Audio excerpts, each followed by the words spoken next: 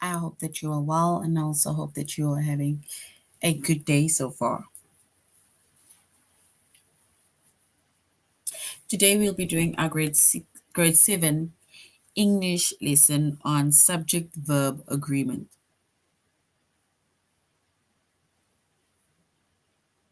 And before we start with our grade 7 English lesson on subject-verb agreement, we're going to log into aplusstudents.ca.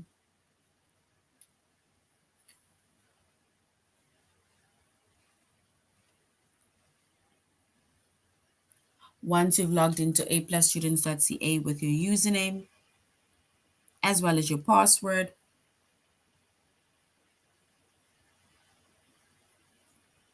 and then you're going to select the subject of language arts, grade 7.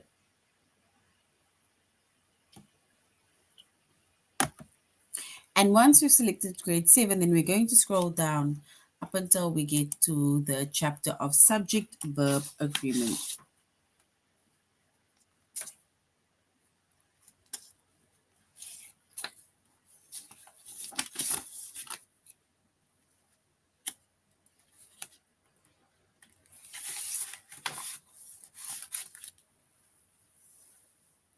So subject-verb agreement, right? So today our chapter is subject-verb agreement. Our subject is English language arts, grade 7. And the lessons that we are going to be focusing on under the chapter of subject-verb agreement is to correct errors with subject-verb agreement. It's also to correct errors with indefinite pronoun verb agreement.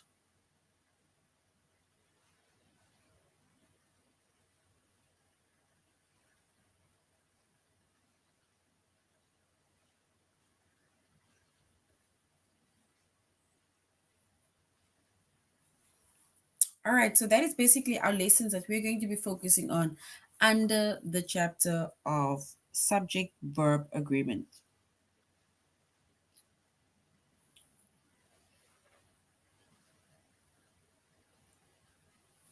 All right, so in this case, subjects can either be singular or subjects can be plural, right? And when a subject is singular, right? Firstly, when we talk about subjects, right? And then we're talking specifically about who or what is being discussed within a sentence, right? So if we say that subjects can be singular, then it means that we are specifically talking about one person or thing that is doing a specific action within a sentence.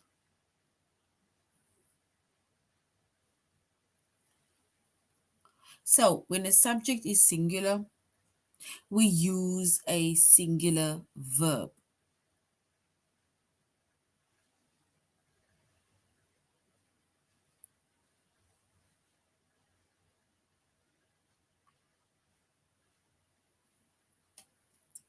So we say that the subject, it tells us who or what is doing the action within a specific sentence, right? And we see that the subject can either be singular, which refers to either one person or thing, or it can be plural, which refers to more than one person or thing that is doing a specific action within a sentence.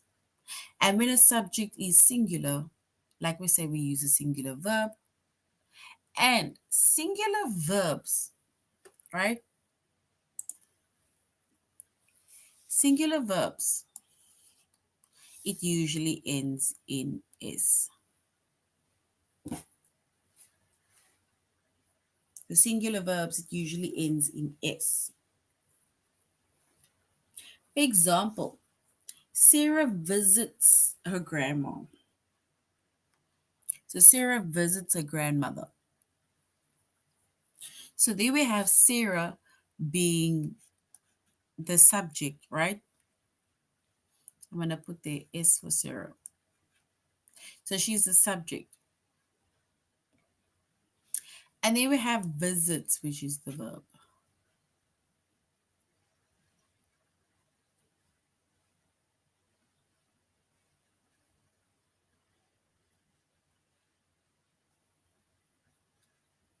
Then also give me another example. If you look at another example, it says Brian teaches art history.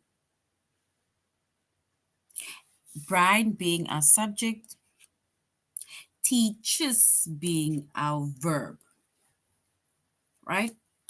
So Brian teaches art history.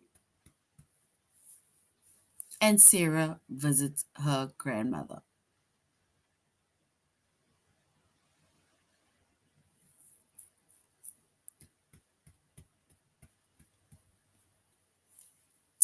So that is when the subject is singular, right? We said when the subject is singular, we use a singular verb.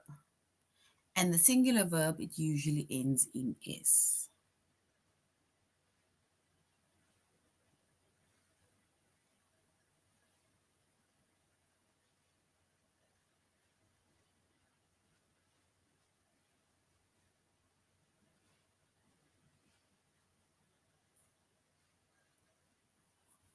All right. So when a subject is also plural, right? So we specifically mentioned when a subject is singular, but now when a subject is also plural,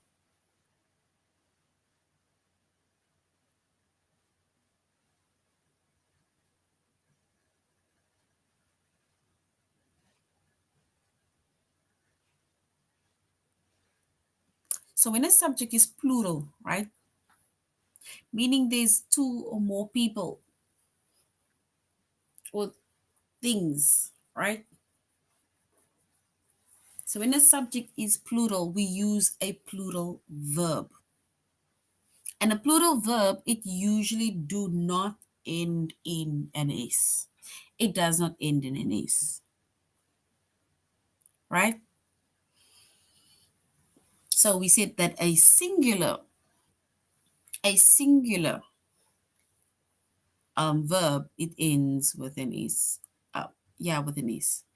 But plural, it does not end with an s. For example, Kyle and Jesse walk home, right? So we don't say Kyle and Jesse walks home. No, if it's a plural form, right, of the subject that is being discussed, then we say that two people walk home without the S. Those brownies smell delicious. So those brownies, they smell delicious. So we don't say it smells delicious. We just say it smell delicious, right? So which means that we said that when a subject is plural, we use a plural verb, but plural verbs, it usually does not end in s.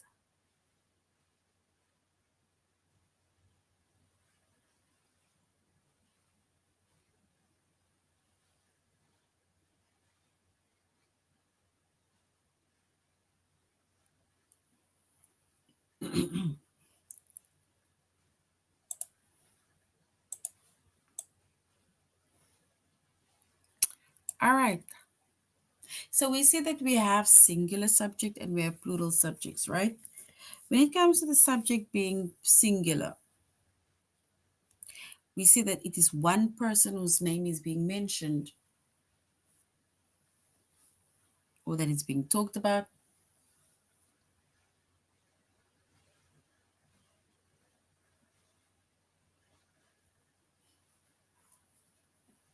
And then we also end our verb, it ends with an S.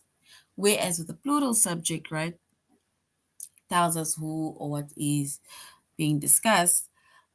With the plural subject, you need to have either two or more people to assist, right? That basically tells us either who is doing the action. And then the verb, right? It does not end with an is.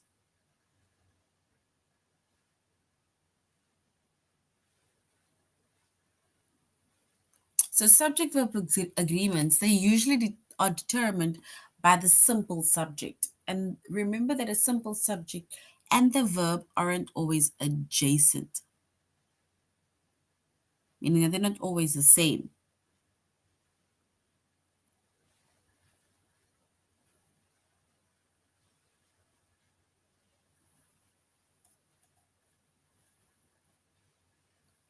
For example, also, the violinists who performed the duet work together quite often.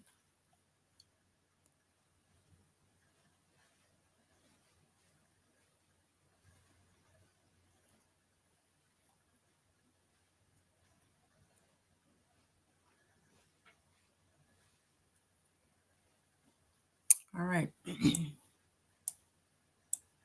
So we are doing our tutorial lesson on aplusstudents.ca. So now we're going to the aplusstudents.ca page.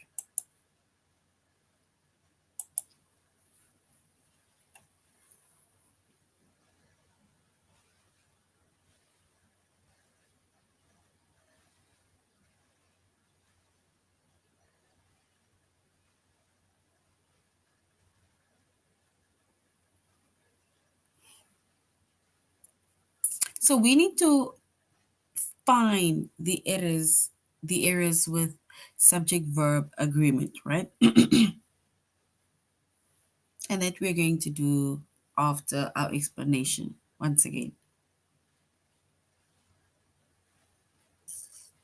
So we have the subject and the verb within a sentence or clause that must agree in number, meaning that when a subject is singular, we use a singular verb, which we say that ends with an S, right?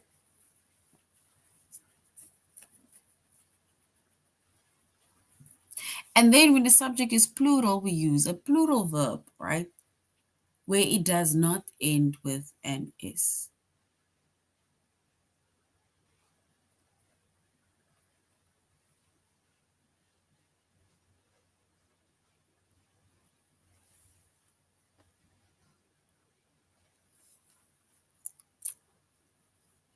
And subject verb agreements, like we said, is usually determined by the simple subject.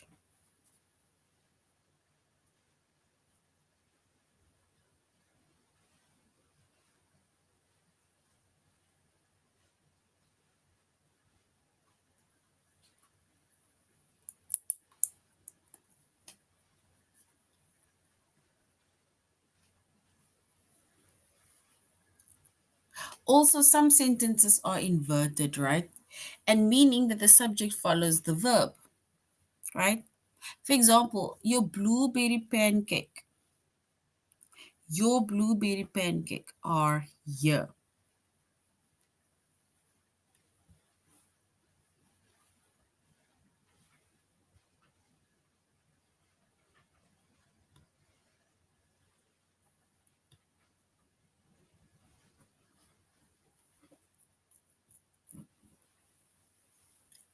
So if it is inverted, right, we're meaning that the subject follows the verb. For example, we said that the original one is your blueberry pancakes are here.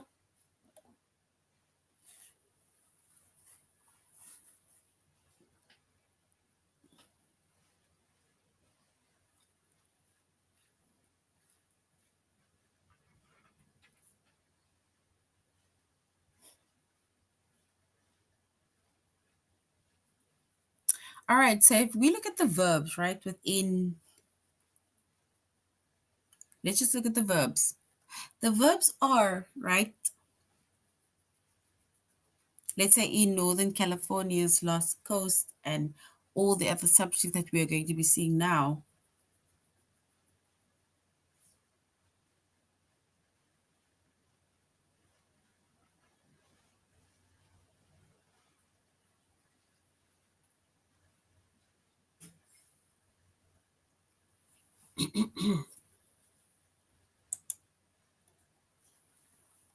All right, so now we're going to find the errors with a subject verb agreement, right? So we're going to find it and then we're going to type it correctly.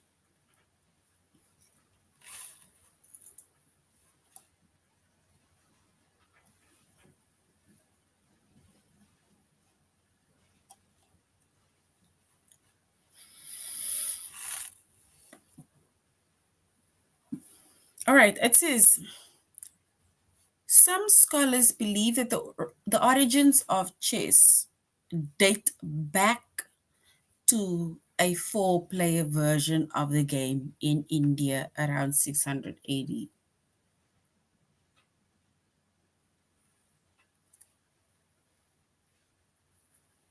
And some scholars believe that the original of the chess date back to four players version of the game in India around 600 AD.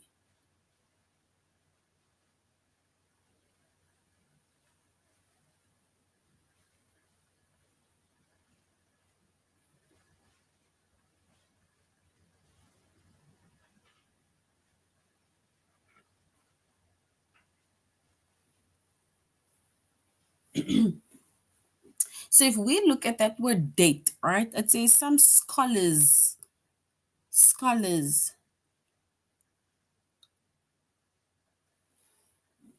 they believe that the origins of chess date back to a four player version of the game in India around 600 AD.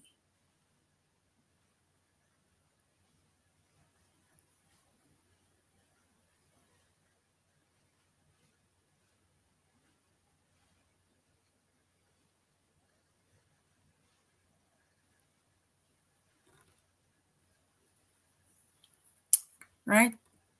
Because remember, we said that if you have a singular subject, right,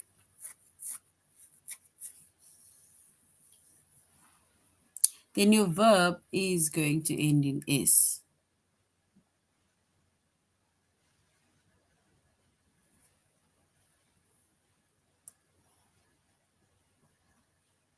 And then we also see that a plural subject, right?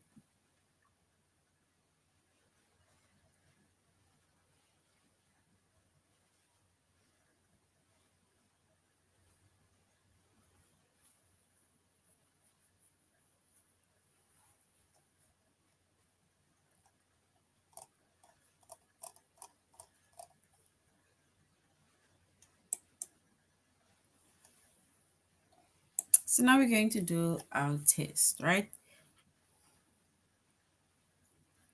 We need to find the error with a subject-verb agreement.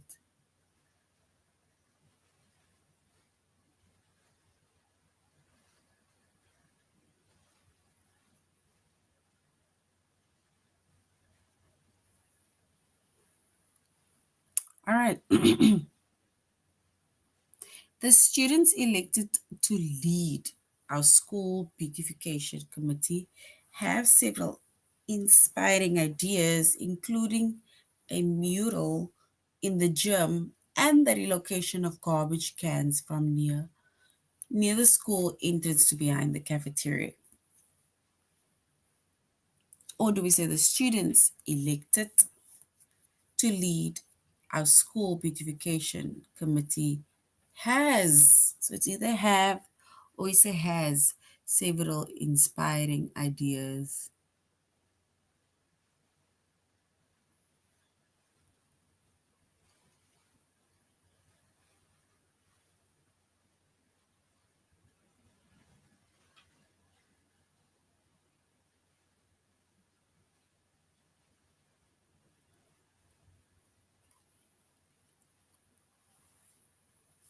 So we need to know the difference between have and has. So we're still reading the second one that says that the students they elected to lead our school beautification committee and has several inspiring ideas, including a mural.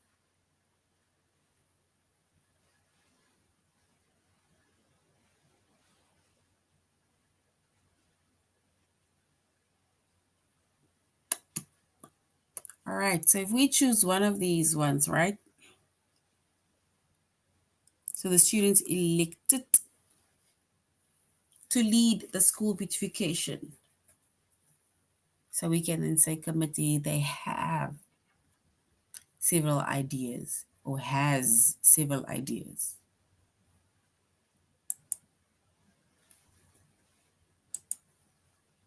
All right, so we go with the first one, which says that they have several ideas, right?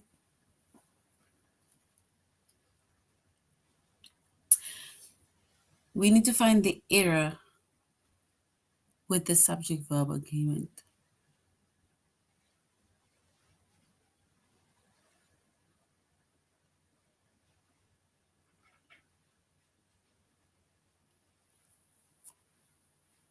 All right, so it says the rainbow lorikeet,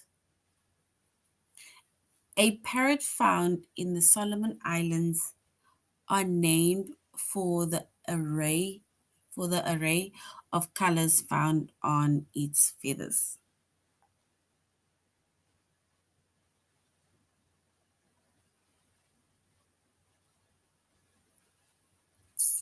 Always say the rainbow lorikeet, a parrot found in the Solomon Islands, is named for the array or array of colors found on its feathers. So we're either going to say it's our name or is name.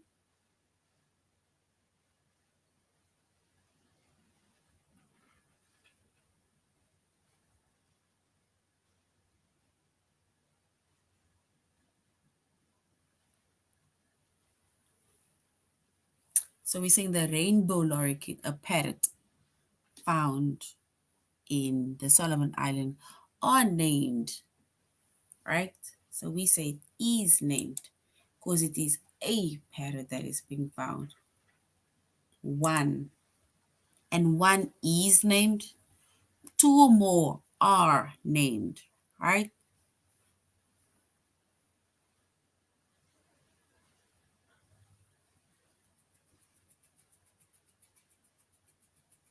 So we need to still find the error with subject verb agreement.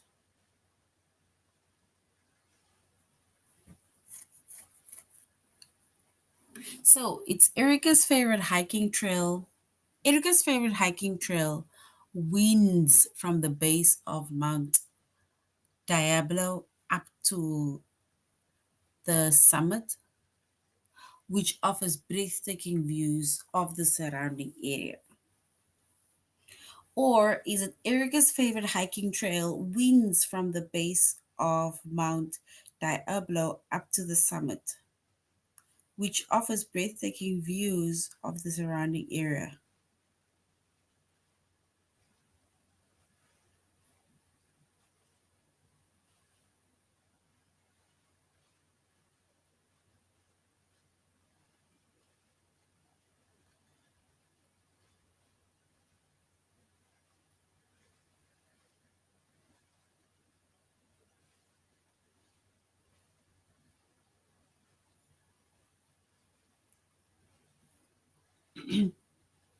So we are saying that Erica's favorite hiking trail winds from the base of Mount Diablo up to the summit.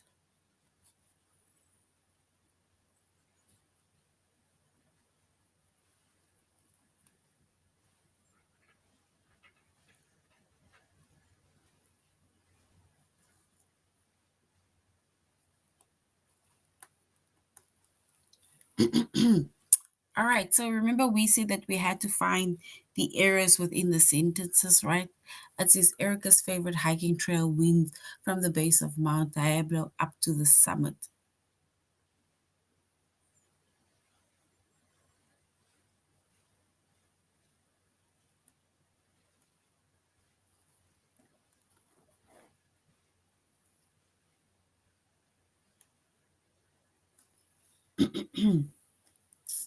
All right, so we said Erica's favorite hiking trail winds up the base of Mount Diablo to the summit.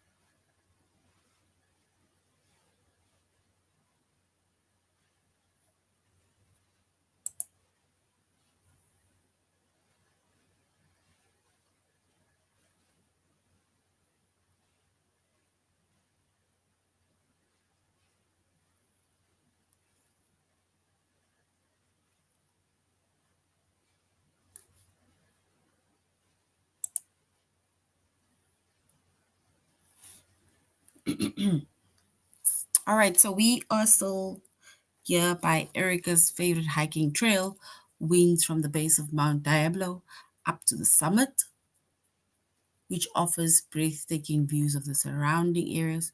Always say Erica's favorite hiking trail, winds from the base of Mount Diablo up to the summit, which offers breathtaking views of the surrounding area. Right? So we choose one of it. I can't see the difference here.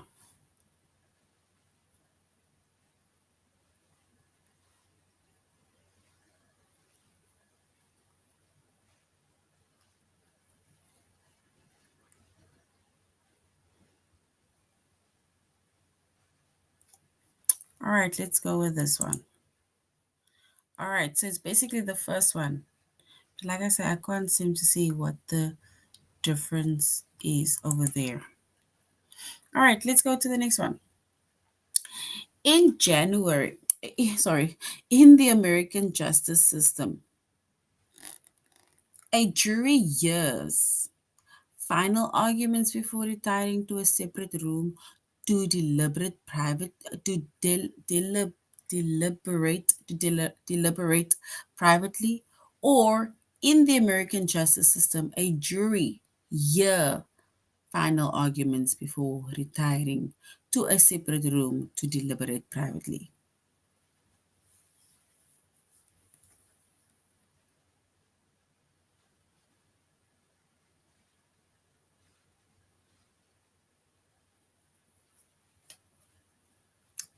All right, so in this case, we have a jury hears. Do we say jury hears final arguments or a jury hear final arguments before retiring? All right, so we say yeah because remember we say that if we have a singular subject, right, then our verb ends in s.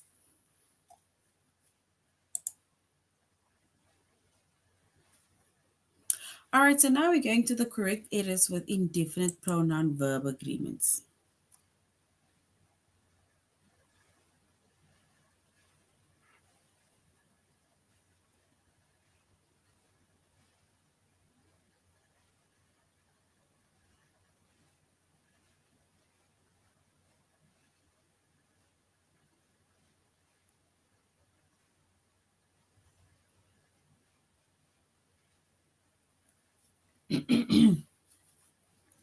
All right, so now when it comes to correcting errors with indefinite pronoun verb agreement, right, we say that the subject and the verb within a sentence or clause must agree in number, right? So the subject and the verb in the sentence or clause, it must agree in number.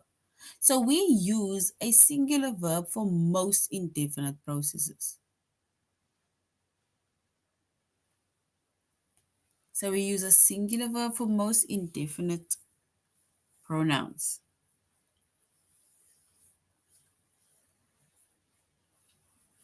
right? Which includes each, either, neither, one, everyone, everybody, everything, anyone, anybody, anything, someone, somebody, something.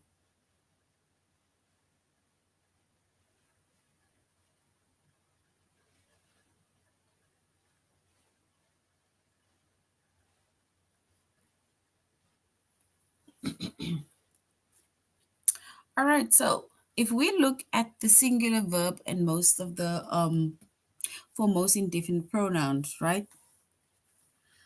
It says everyone generally leaves the office around 6 o'clock. Leaves.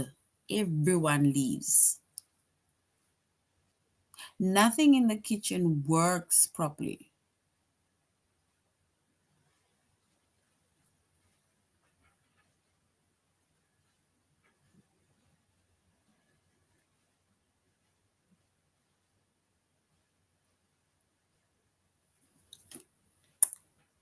All right. So we use A plural verb for the indefinite pronoun, which is like both, few, many, others, and several, right? So we use the plural verb.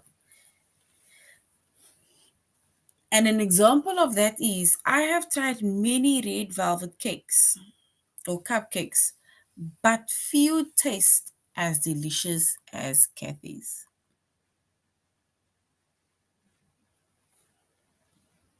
So I've tried many red velvet cupcakes, but few taste as delicious as Kathy's. Or these plums are almost ripe. In fact, several look ready to eat now.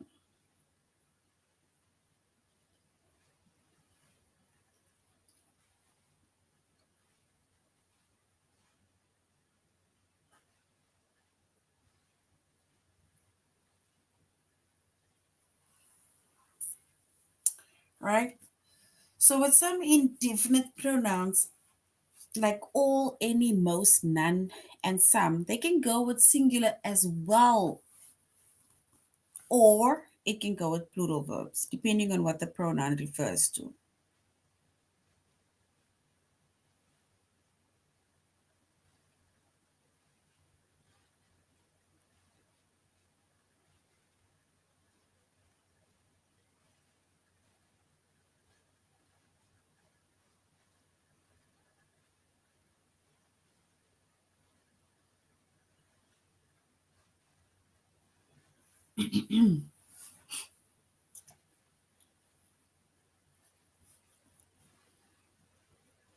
So we say that some of the indefinite pronouns, right, like all, any, most, none, and some, can go with either a singular as well as a plural verb, depending on what the pronoun refers to.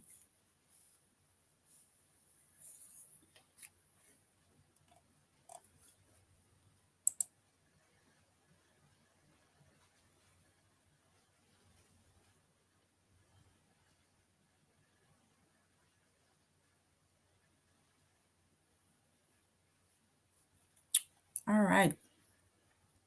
So we're going to correcting errors with indefinite pronouns or pronoun verb agreement.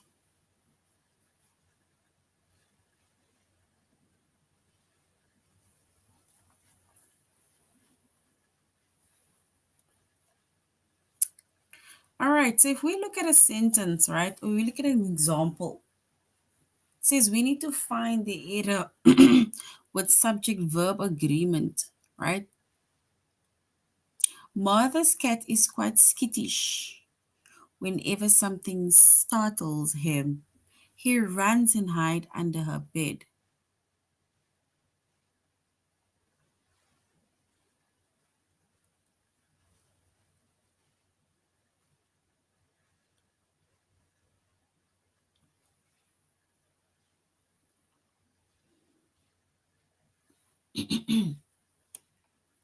So Martha's cat is quite skittish whenever something startles him.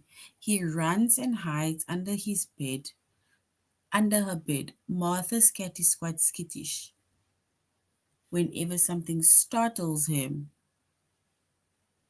he runs and hides under her bed. Right? Which means that the word that we identified was startles. Like kind of like either shocking, surprising, scary.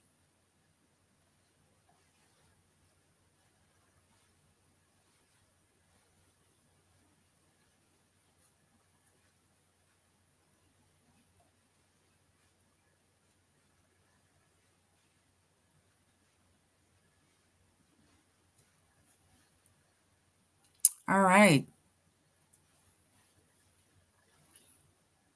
We specifically spoke about, where is that one? This is Mr. Nelson. Okay, so an unsuspecting Mr. Nelson opens the door to his apartment. He stands dumbfounded in his doorway, his briefcase on his right hand. and a bag of Chinese tickets in the other, as everyone in the room yells, "Surprise!" And unsuspecting Mr. Nelson opens the front door. So which means that um yells is ow. So it says the verb yell should be yells instead of just one yell, right? So it's yells because it's like everybody that did it.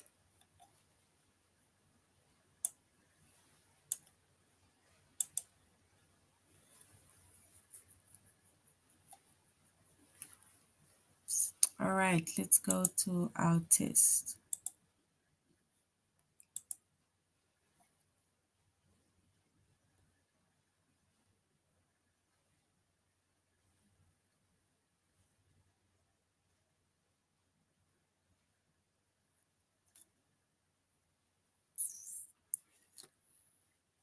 So we need to find the error, right? Since no one ever uses, do we say no one ever uses the public payphone at first and main, the city is going to remove it? Or do we say, since no one ever used the public phone at first and main, the city is going to remove it?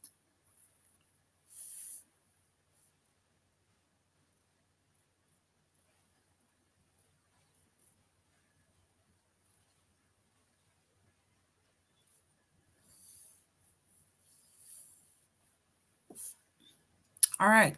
So we don't need to say, do we say uses or use? No one ever use or uses. So since no one, let's go with uses the public phone. First and main, the city is going to remove it. All right, so uses is correct. So since no one uses is correct.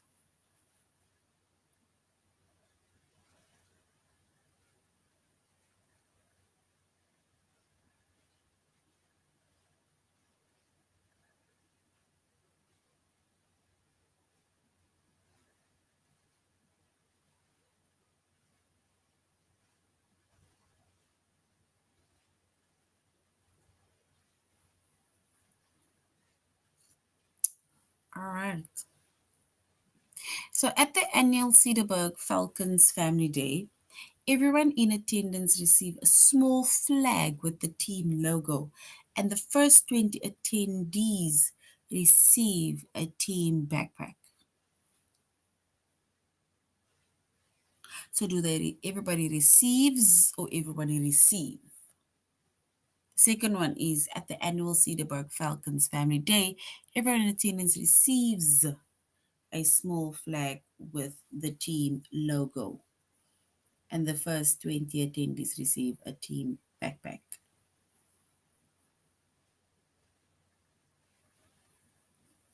All right, so let's go with everyone receives a small flag for the team and logo.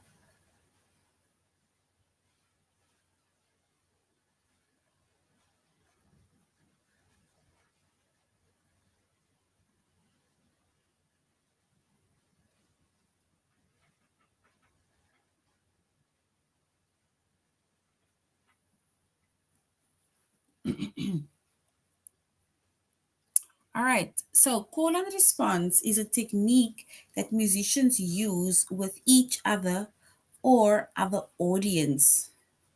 A musician calls out a phrase or a sound and then everyone responds. Do we say everyone respond by repeating it or everyone responds by repeating it?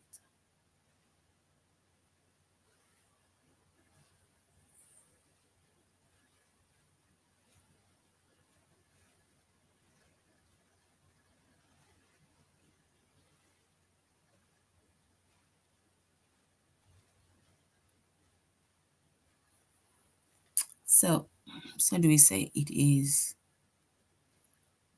repeating it? So do we say responds or respond? Everyone responds. Let's just go with responds. And responds is correct.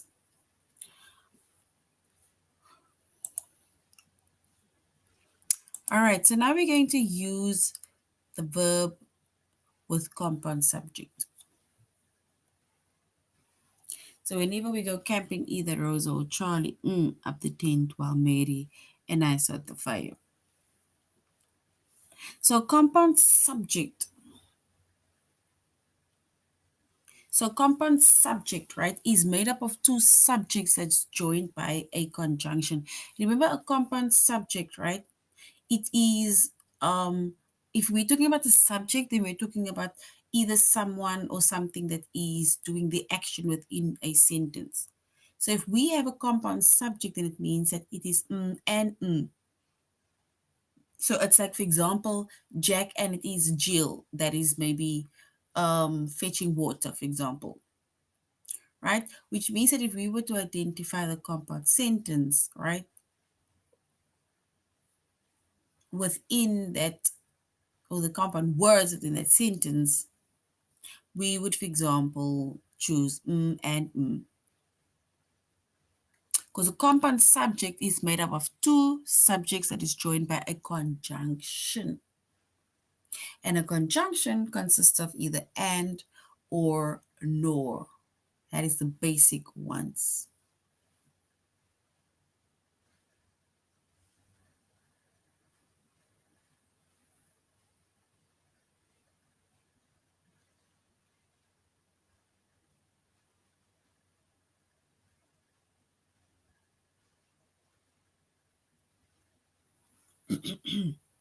So if you look at an example of a compound subject, which is, for example, Mark and Amanda, it's an example that I made about Jack and Jill, right? So and is the conjunction within, let's say, either within the sentence, right? So we can either say this week or we can say next week. So or is our coordinating conjunction within that sentence. Josh, neither Josh nor my friends. And the word nor in that sentence is our conjunction.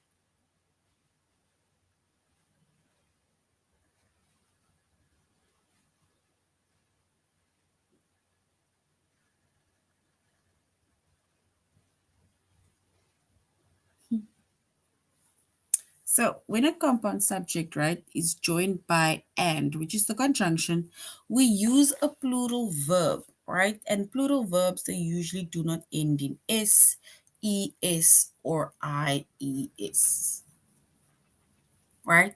Only singular verbs ends in s. All right. So when a compound subject is joined by and, we use a plural verb.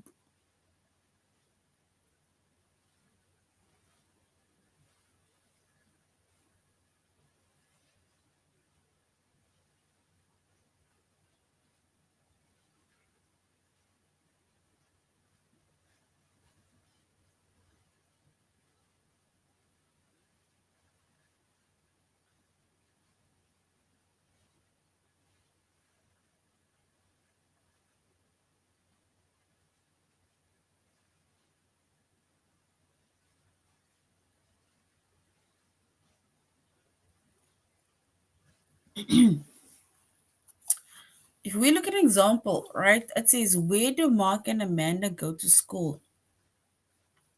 And when a compound subject is joined by or nor, we use that verb that agrees with the subject that is closest to the verb.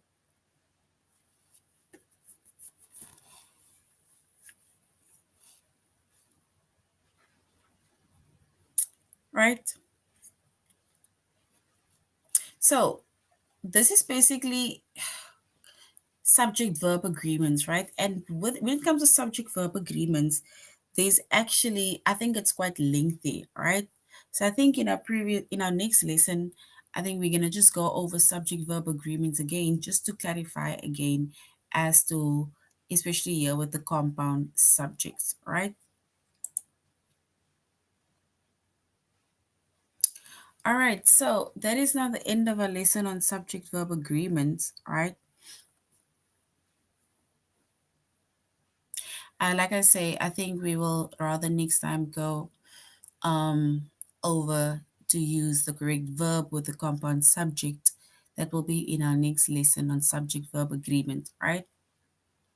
But with subject verb agreement, we need to basically we had to correct errors with subject verb agreement, where we say we have a singular subject and we have plural subjects, and a singular subjects it ends in s, right? Whereas our plural subject it does not end in s, right? All right, so that is now the end of our lesson on subject verb agreement. Thank you very much for joining the class. And I really hope you're going to have a good day further. Goodbye.